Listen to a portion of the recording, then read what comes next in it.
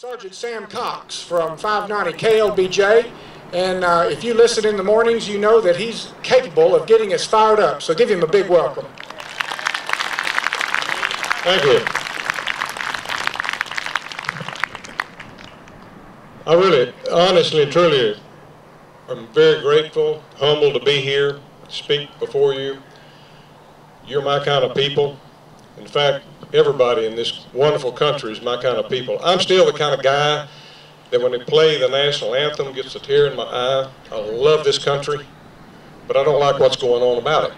I don't know what's happening to it. I don't like what's happening to it. We are in a position, I am so proud of you guys and everybody across the nation that's beginning to stand up.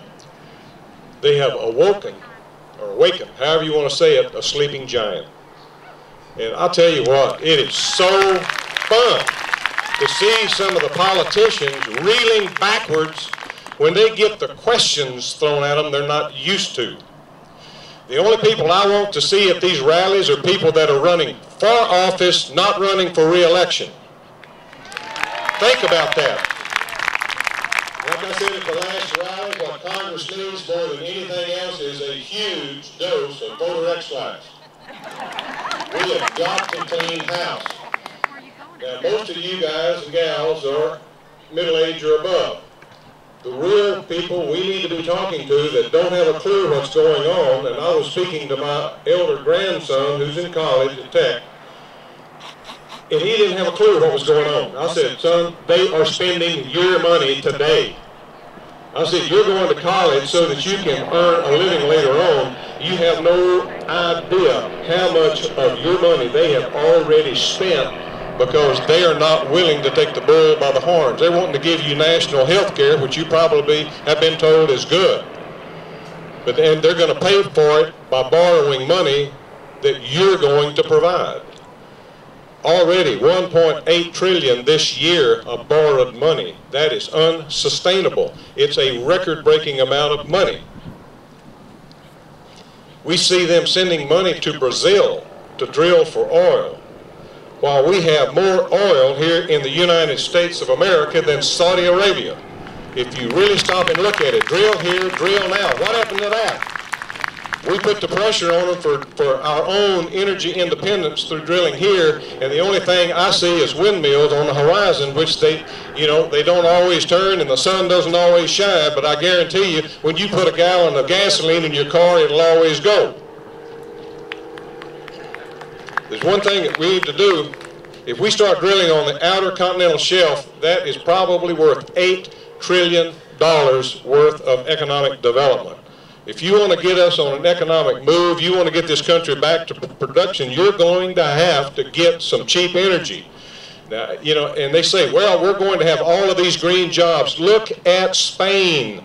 Spain has already gone down this path, and they had a net loss in jobs.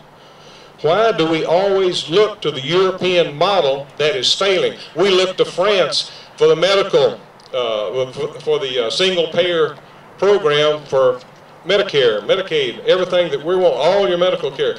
France is looking to us to get out of the problem they're in, but yet we're looking to them as a model. Isn't that weird, stupid? We've got people in Congress that the founding fathers would be absolutely turning over in their grave because they never intended for it to be a career. Could you imagine posting a job description that the congressional body has? I mean, think about it, $169,000 a year with all the jet rides you can take, all the trips across the country. A lot of guys consider themselves conservative until they get Potomac fever. Something about that river up there really does mess people's minds up.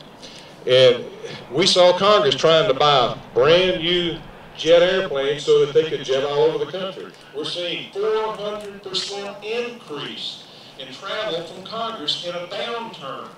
Now, what's wrong with that picture? We're paying for it. It's off of our money. But Congress thinks it's theirs. We need to send a strong message. It is our money, not yours. Let me get a breath.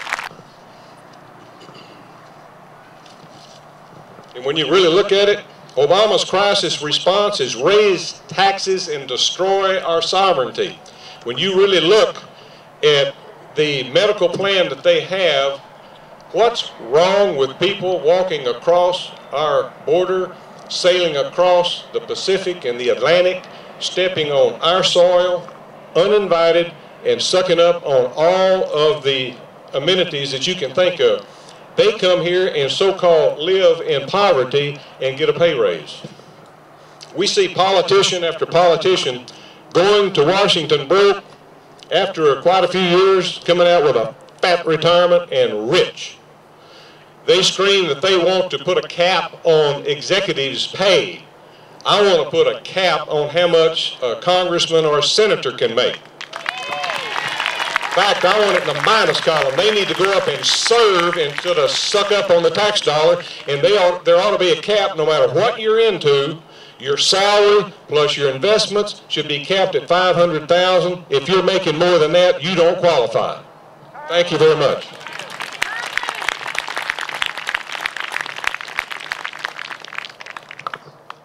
Kenyon, come on down.